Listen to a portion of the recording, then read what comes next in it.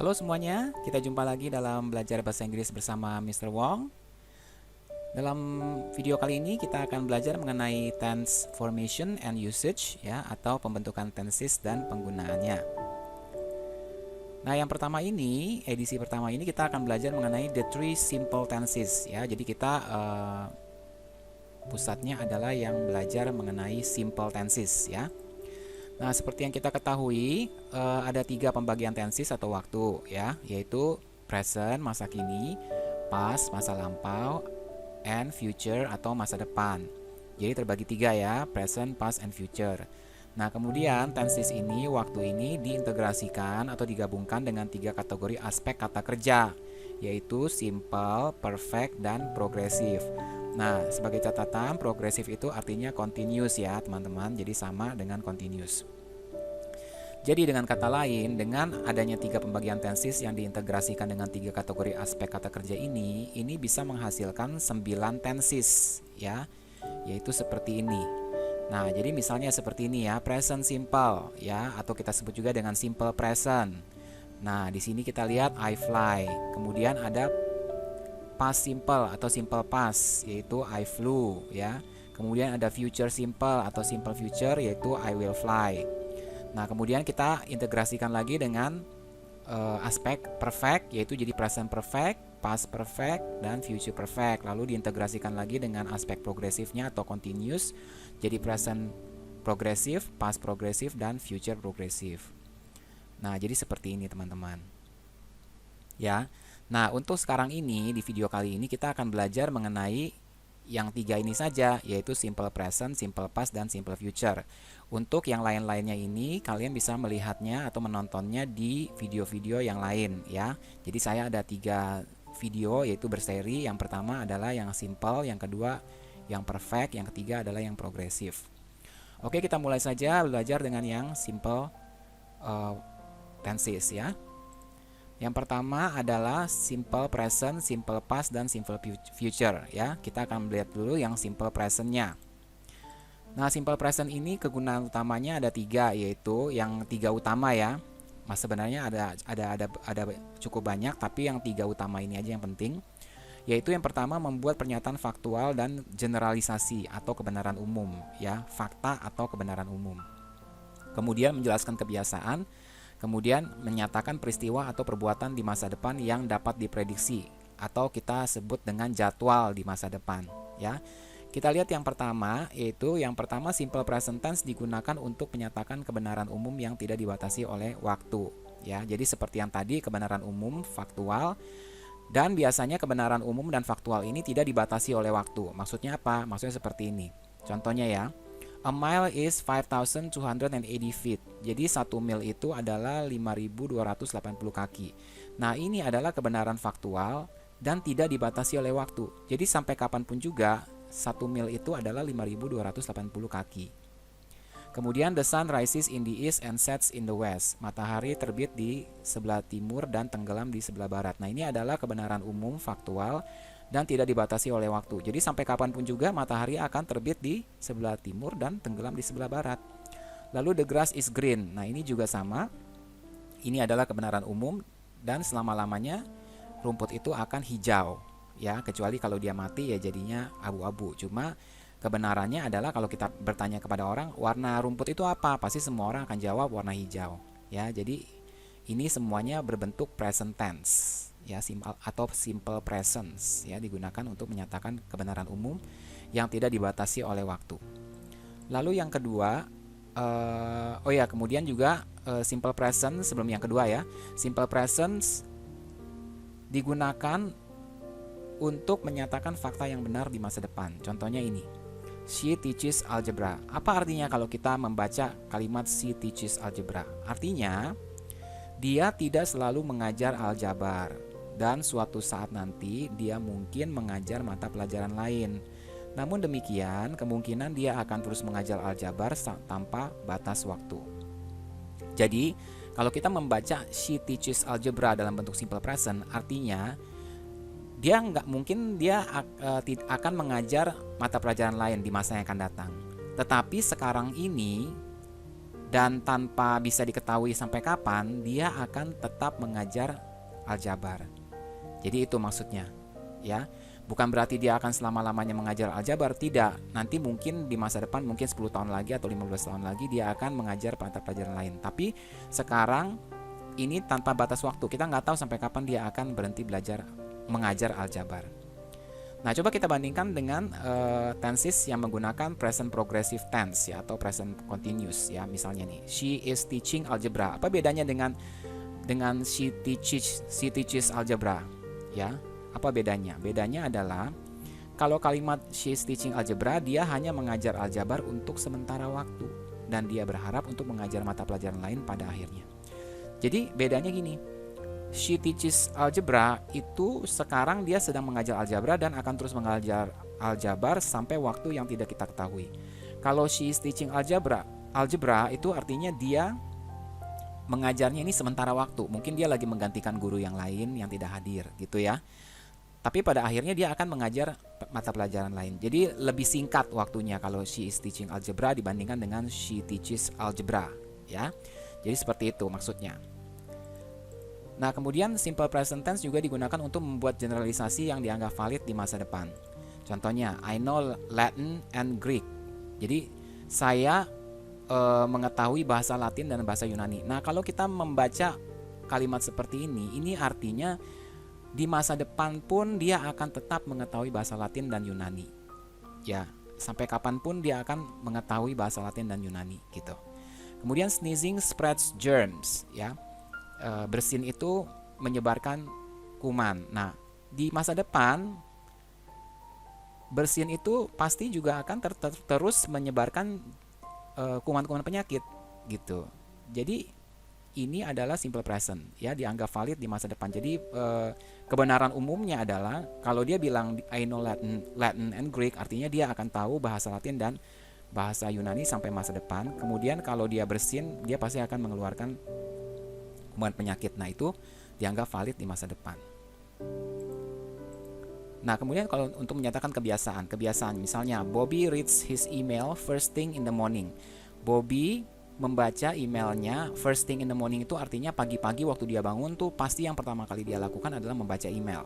Nah, arti sebenarnya dari kalimat ini adalah sebagai berikut. Kalimat ini menjelaskan apa yang biasanya dilakukan Bobby di pagi hari. Ya, jadi di pagi hari Bobby pasti membaca emailnya. Tetapi bukan berarti Bobby sedang membaca emailnya sekarang. Pada waktu kita baca ini bukan berarti dia sedang membacanya sekarang pada saat ini juga. Nah, kalimat ini ya, Bobby reads his email first thing in the morning akan tetap berlaku apabila Bobby sedang berlibur dan tidak membaca emailnya dalam seminggu. Jadi, kalau misalnya hari ini misalnya hari Senin, ya hari Senin, Bobby membaca emailnya di pagi hari, ya. Kemudian hari Selasa dia tidak membaca, hari Rabu dia tidak membaca. Tetapi ini tidak meniadakan kebiasaan itu, gitu. Jadi dia kalau baca emailnya itu pasti pagi-pagi. Jadi kalau hari Selasa, Rabu dia nggak baca, berarti dia tidak akan baca email, begitu. Jadi kebiasaannya ini tetap berlaku walaupun dia tidak melakukannya pada saat itu atau hari itu. Jadi itu maksudnya kalau yang namanya kebiasaan, ya, yang namanya kebiasaan. Misalnya I go to school every day. Nah, misalnya hari Senin dia pergi, hari Selasa dia nggak pergi. Tapi itu tidak meniadakan I go to school every day-nya, bahwa itu adalah kebiasaan dia pergi sekolah setiap pagi, begitu. Ya, artinya seperti itu. Nah, kemudian yang ketiga, jadwal di masa depan atau future timetable. Ini biasanya berhubungan dengan jadwal ya. Misalnya kita berkata our flight leaves at 9. Penerbangan kami berangkat jam 9. Nah, ini adalah jadwal yang sudah kita tentukan ya.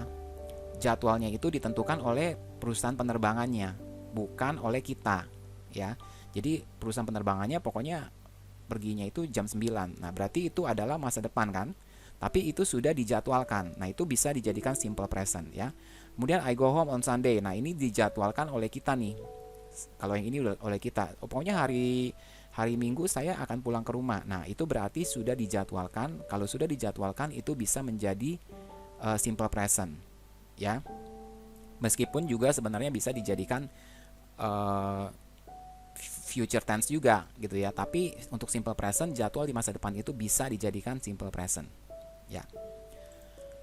Oke, kemudian keadaan yang permanen. Maksudnya apa? Misalnya, he works in a supermarket. Nah, ini artinya dia sudah permanen bekerja di supermarket. Ya, jadi nanti pada waktu yang akan mungkin 5 tahun ke depan dia akan masih terus bekerja di supermarket. Ya. Kemudian ketika bercerita. Nah, ketika bercerita atau kita menulis novel misalnya dalam bahasa Inggris, nah itu juga menggunakan simple present. Misalnya, suddenly the door opens and a man comes in. Ya, tiba-tiba pintunya terbuka dan seorang pria masuk. Nah, ini cerita. Ya, cerita. Kalau teman-teman bercerita dalam bahasa Inggris itu menggunakan simple present. Dan kalau teman-teman menulis novel pun pakainya simple present seperti ini boleh. Ya. Kemudian memberi arahan atau instruksi. Nah, memberi arahan misalnya seperti ini ya. Firstly, you turn off the electricity. Secondly, remove the light bulb. Then screw in the new light bulb. And finally, turn the electricity on and switch on the light. Nah, ini misalnya seperti ini ya. Kita memberikan arahan atau instruksi. Nah, ini menggunakan simple present ya. Pertama, matikan listriknya, turn off. Kedua, lepaskan, remove. Ketiga, pasang, screw in. Keempat, terakhir nyalakan listrik dan nyalakan lampunya, turn the electricity on and switch on. Nah, jadi ini semuanya simple present ya. Berarti kalau misalnya kita nanti akan pakai she atau he, berarti ininya pakai s ya, turns, removes, screws, turns, switches ya, seperti itu. Oke. Nah, perhatikan bahwa simple present tense tidak digunakan untuk kejadian masa depan yang tidak pasti, ya.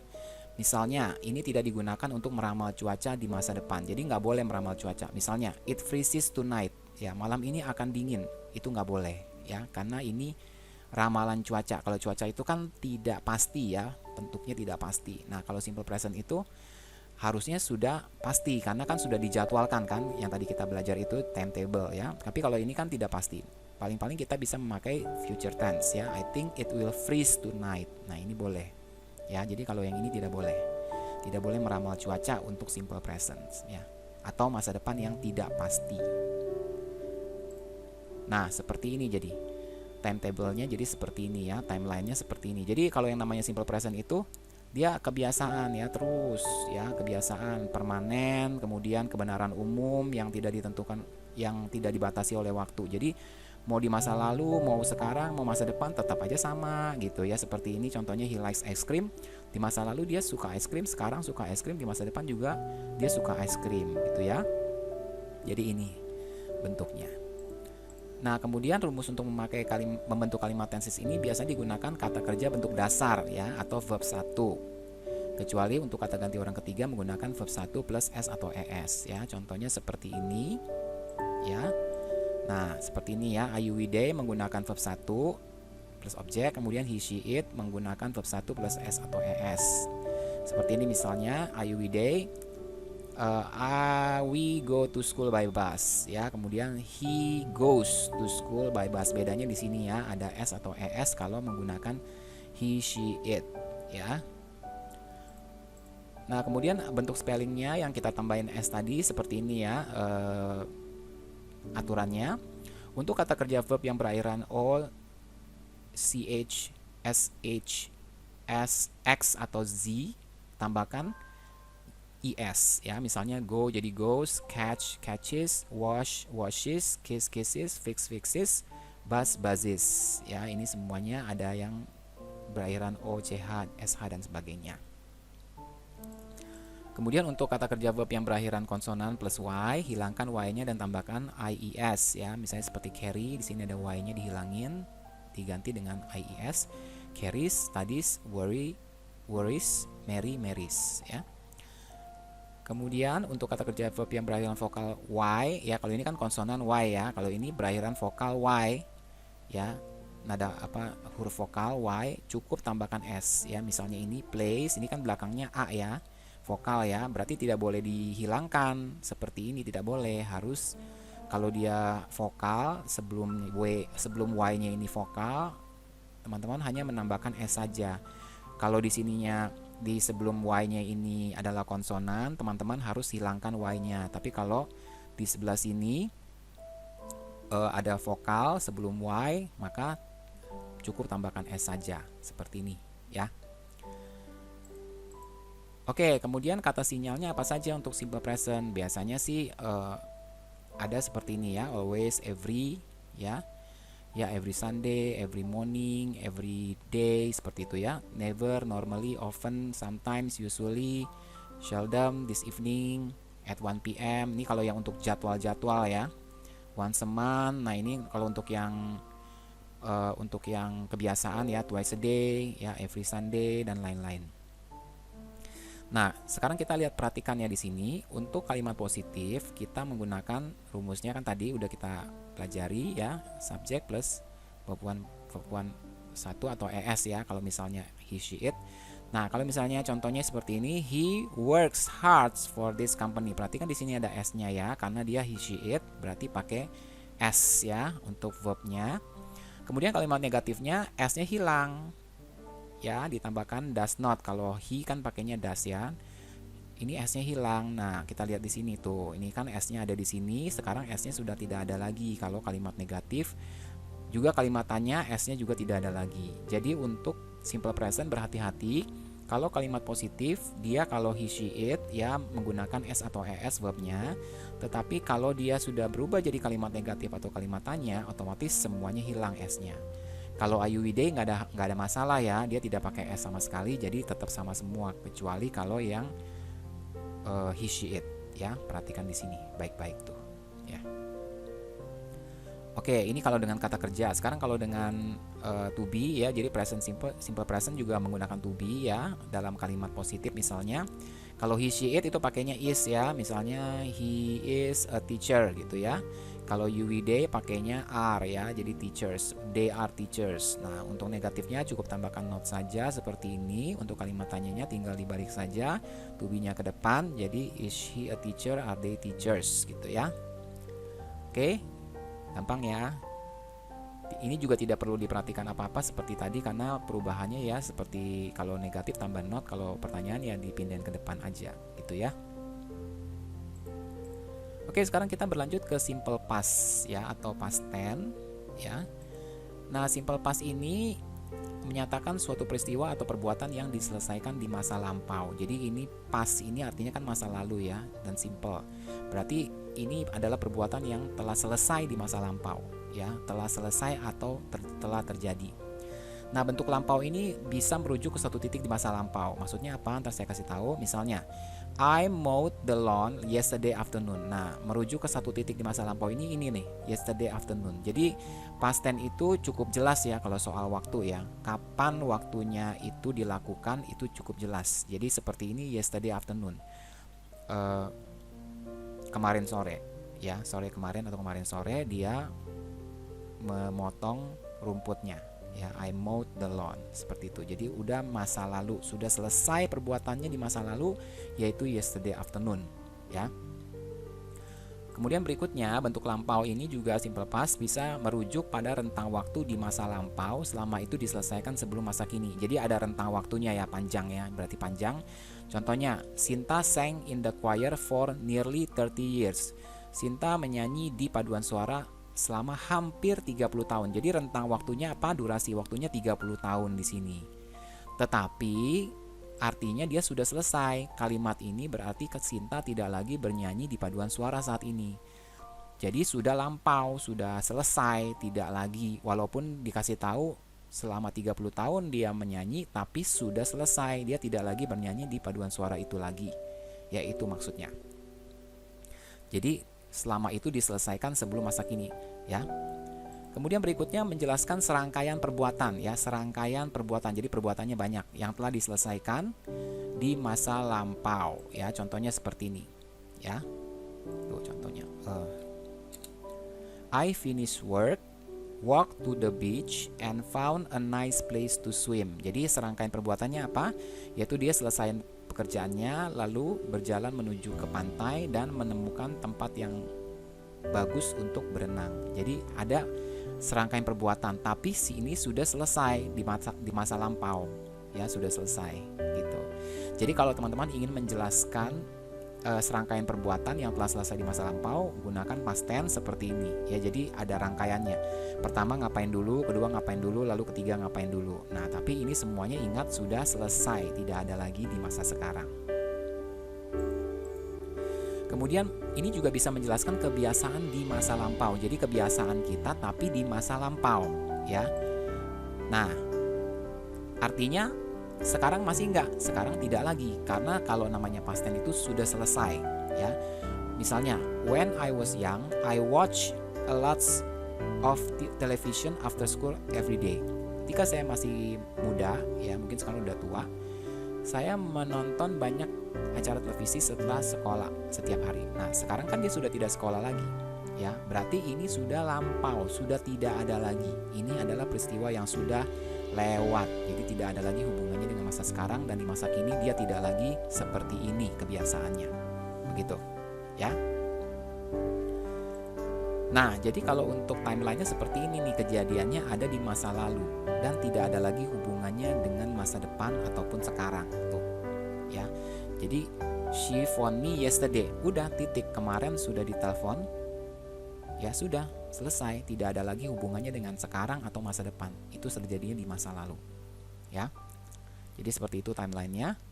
Nah, kemudian kita lihat rumusnya. Rumusnya itu gampang sekali ya. Untuk membentuk kalimat simple past tense itu cukup subject plus verb 2 ya, tambah objek. Nah, misalnya seperti ini, Andi went to Bali for holiday last Sunday. Nah, ini kata kerja kedua nih ya, went dari kata go. Kemudian she joined the English club class at school yesterday. Nah, ini juga verb 2, join dari kata join tambah ed ya. Last Friday Johnny got in an accident at the office. Nah, ini juga kata kerja kedua dari get ya. Jadi ini semua adalah contohnya subject plus verb 2 plus objek ya. Nah, kemudian kita lihat kalau kata sinyalnya apa saja. Kata sinyalnya itu last year, last month ya, last week gitu ya, yesterday, atau in 2021 ya. Jadi ini tahunnya jelas sekali ya, last Sunday atau ago ya. Ago ini bisa direndengkan dengan 5 years ago, 2 years ago, 1 year ago gitu ya. Nah, kalau dengan verb ini kita lihat kalimat positifnya adalah he worked hard for that company in 2020 ya. Coba lihat di sini sekarang kalimat negatifnya ada perubahan. Di sini ada ed-nya. Tapi kalau kalimat negatif dia tidak ada lagi ya. Dan ini berlaku untuk he, she, it, I, you, we, they, semuanya begitu ya. Kalau di kalimat positif I, we, they, he, she, it plus ed ya, plus ed atau verb 2. Tapi kalau kalimat negatifnya semuanya hilang ya, tidak ada lagi itu ya. Jadi harus diingat kalau past tense itu cara kerjanya seperti itu. Oke. Nah, sekarang setelah dengan verb kita lihat yang dengan to be ya. Kalau kata sinyalnya sama aja ya dengan to be. Lihat di sini kalau I, he, she, it pakainya was ya. You, we, they pakainya were. Nah, kalau untuk negatifnya tinggal tambahin aja ya, wasn't atau weren't. Kalau untuk kalimatannya pindahkan saja mereka ke depan ya, was dan were seperti itu. Ya, jadi gampang sekali. Tidak ada perubahan apapun di sini seperti yang tadi ya. Ini gampang sekali. Oke, kita lihat lagi. Nah, dalam kalimat simple past tense tadi kan ada kata kerja kedua ya. Nah, terdapat dua jenis kata kerja, yaitu regular verb dan irregular verb. Jadi ada yang bentuknya beraturan dan bentuknya tidak beraturan perubahannya. Nah, untuk yang bentuknya beraturan, tambahkan saja ed atau d di belakang setelah kata kerja bentuk pertama. Misalnya stay jadi state, punch punch, plate plate, touch touch ya, plus ed seperti ini. Kemudian untuk yang irregular verb termasuk di dalamnya to be ya. To be itu kan yang be seperti ini is mr. Nah, dia berubahnya jadi was were. Ya, kemudian awake jadi awoke, begin jadi began, drink jadi drank, eat jadi ate, run jadi ran. Ya. Jadi seperti itu. Nah, ini irregular verb ya, tidak beraturan perubahannya. Kalian bisa pelajari di internet ya untuk perubahan-perubahan ini. Nah, kemudian ada yang sama nih irregular verbnya tapi sama bentuknya dengan kata kerja keduanya, seperti put jadi put, split tetap split, spread spread, set set, dan cut cut ya, seperti itu. Jadi ada dua macam ya irregular verbnya itu, yang berubahnya tidak beraturan dan ada yang sama ya seperti ini. Oke. Nah, sekarang kita lihat yang simple future ya. Simple future itu terdiri dari kata kerja bantu atau helping verb yang akan diikuti dengan bentuk dasar dari kata kerja utama. Contohnya seperti ini. Nah, ini namanya helping verb will ya. Misalnya I will take. Nah, take di sini adalah bentuk dasar dari kata kerja utamanya kan, dan dia harus dibantu dengan kata kerja bantu seperti ini. Ya. Nah, kemudian kita lihat kata kerja bantu will ini sebenarnya adalah salah satu dari 9 kata kerja bantu modals yang disebut modals ya. Kan ada lagi yang namanya can atau could, may atau might, will, would, shall, should, and must ya. Jadi salah satunya di sini ya will. Nah, kemudian contohnya seperti ini. I can take a taxi to the airport. I could take, bisa pakai juga I may take, I must take, seperti itu. Nah, sebenarnya masing-masing dari 9 modal tersebut memiliki artinya sendiri, ya. Bisa juga artinya tentang kemungkinan, kepastian, keinginan atau keperluan, ya. Tapi saya tidak akan membahas yang ini, ya. Ini bisa kalian pelajari sendiri, oke? Nah, kita juga bisa menggunakan modals ini untuk melakukan hal-hal seperti berbicara tentang kemampuan, ya, ability, meminta izin, ask permission, membuat permintaan, make request, menawarkan sesuatu atau offer. Jadi untuk simple future itu dengan menggunakan yang modal tadi, kita sebenarnya bisa memberikan hal-hal berbicara tentang kemampuan ya, atau ability, meminta izin, membuat permintaan atau menawarkan sesuatu. Nah, contohnya seperti ini. Kalau misalnya untuk asking permission, kita bisa menggunakan modal can atau may atau could ya. Can I have some cookies? Nah, ini kan menanyakan permisi ya. Boleh nggak minta cookies kuenya? Dijawab ya. Yes, you can. May I make an appointment for Tuesday? Yes, you may. Could you tell me the way to the town center, please? Of course, it's straight ahead ya. Dapatkah Anda memberitahukan saya jalan menuju town center? Tentu saja, itu lurus aja ke depan gitu ya. May I have a glass of water? Boleh saya minta segelas air? Sure, here you are. Tentu saja, ini dia. Ya, jadi seperti ini. Nah, seperti contoh di atas, kita bisa memberikan izinnya kepada seseorang dengan jawaban can. Yes, you can. Atau may. Yes, you may. Kalau pertanyaannya may ya. Atau kita bisa mengatakan yes, of course. Yes, of course ya. Atau sure, sure, here you are. Seperti itu ya. Nah, jawabannya seperti ini ya. You can come with us. Tuh, kalau ini kan giving permission ya, memberikan izin. Student can sit anywhere. You may go home now if you like. Student may travel free. Nah, ini memberikan izin. Making request. Can you help me lift this box? Bisa Anda bantu saya mengangkat kotak ini? Could I please use your bedroom? Boleh saya menggunakan kamar mandi Anda? May I use your phone? Boleh saya pinjam telepon Anda? Nah, jadi ini minta memberikan permintaan ya, membuat permintaan. Kemudian menawarkan bantuan ya. Can I help you carry those bags? Yes please. Ya, boleh saya bantu Anda mengangkat tas Anda? Ya, boleh. Can I get you a drink? Boleh saya dapatkah saya ambilkan Anda minum? No thank you. Nah, ini menolak ya, no thank you. May I take your coat? Boleh saya ambil jaket Anda? Ya, biasanya jaket ini mau taruh di lemari ya. Of course. That backpack looks heavy. Shall I carry it for you? Tas itu kelihatannya berat. Boleh saya bawakan buat Anda? Artinya, do you want me to? Apakah Anda mau saya mengangkat backpacknya? Boleh jawab ya kalau mau. Yes please. Shall I open the window? Artinya, do you want me to open the window? Good idea. It's too hot in here. Gagasan yang bagus sekali karena di sini sangat panas ya. Jadi ini menawarkan bantuan ya, menggunakan modal seperti ini ya, future. Oke, nah penggunaannya apa? Penggunaannya simple future itu adalah untuk menyatakan suatu peristiwa yang akan terjadi di masa mendatang ya, namanya juga future ya. Misalnya, I will take school examination next week. Saya akan mengikuti ujian sekolah pekan depan. Danny will be 17 years old next month. Ya, Danny akan berusia 17 tahun bulan depan. We will arrive at Soekarno-Hatta International Airport at 10 a.m.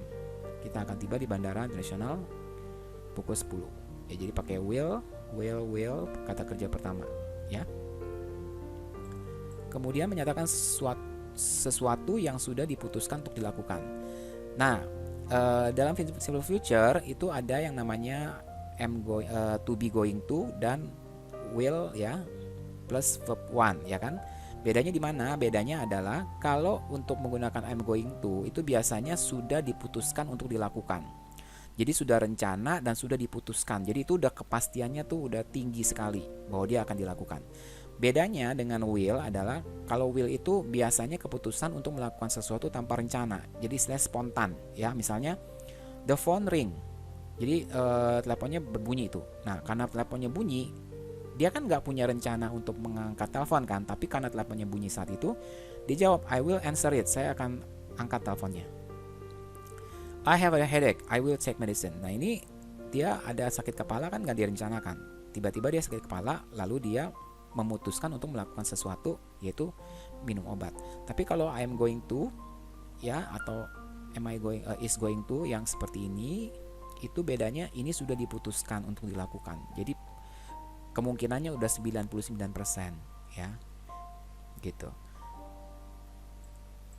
Nah, kemudian menyatakan suatu tawaran, permintaan atau ajakan pada orang lain. Will you help me to bring this back?